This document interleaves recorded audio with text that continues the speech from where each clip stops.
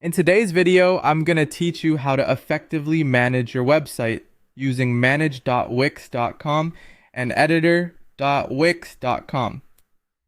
Let's jump right into it. To get started, head over to wix.com and log into your account. Once you're logged in, you'll be greeted with your dashboard, a space where you can manage various aspects of your website. This is your command center, so familiarizing yourself with it will be quite beneficial. Next, look for the button that says Edit Site and give it a click. This action will open up the Wix editor, which is where you'll be making all the magic happen in terms of design and layout adjustments. Now that you're in the editor, scroll down to the bottom of any page on your site. You're looking for the footer section. It's usually marked with a gray label that says Footer.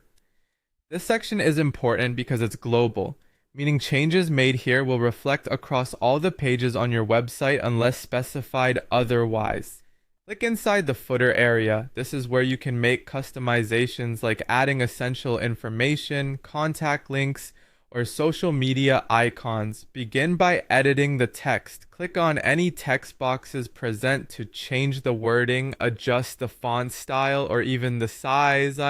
This is a great place to insert contact information or a brief message about your company. If your footer includes a logo or image and you wish to update it, simply click on the image or logo and then select Change Image. Here you can upload a new image that better fits your brand identity. Enhancing site navigation is easy as well. Highlight any text or click on a button in the footer to add links. Select Link, then pick whether you want to link to another page on your site, an email, a phone number, or an external URL.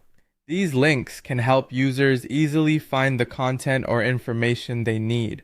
For those of you active on social media, the footer is also the ideal spot for social media icons. Click on these icons and choose Set Social Links to update them with your current social media profiles, allowing visitors to connect with you across different platforms. Once you've made your adjustments, don't forget to check the option that says Show on All Pages if you want the footer to appear consistently throughout your site. Now, it's time to save your changes. Click on Save to ensure all adjustments are stored. To finalize your changes, select Save and Continue, followed by clicking Done.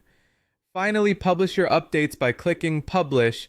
This step makes sure that all the improvements you've made are live on your website. And there you have it.